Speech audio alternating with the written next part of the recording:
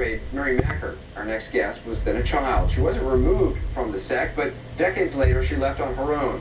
It's an ordeal. She describes it in her book, The 6 of 7 Wives Escape from Modern-Day Polygamy. She joins me now.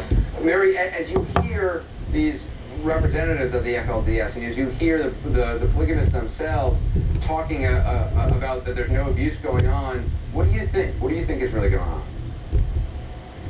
Well, when I was a child, we were taught to lie to the Gentiles, that any lie the Gentiles? to them to... You mean anyone not in the FLDS? Outside of the religious, yes, anyone outside of our religious circle was a Gentile. They were wicked and they were evil, and we were to lie to them to protect the prophets. We rehearsed the lies, and we lied to keep Daddy from going to jail, and there are lies on my birth certificate. They would actually rehearse the lies with kids? Oh, yeah. Yes, I was told to tell the neighbors when they wondered why my dad wasn't home every night that he was a traveling salesman. And my dad is actually an accountant.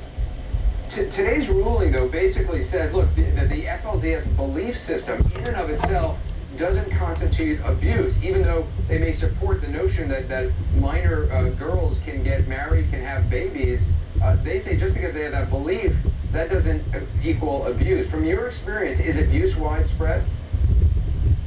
Oh, yes. I was molested as a child, and I married a man that was 50 years old when I was 17 in an arranged marriage to get to heaven. I prostituted myself to get to heaven.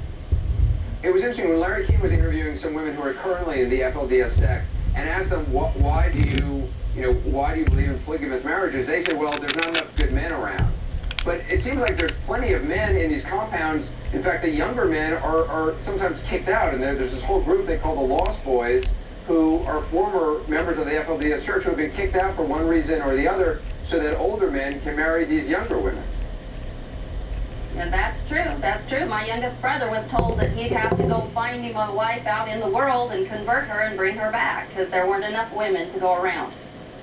You compared women in FLDS with women living under the Taliban. What was life like?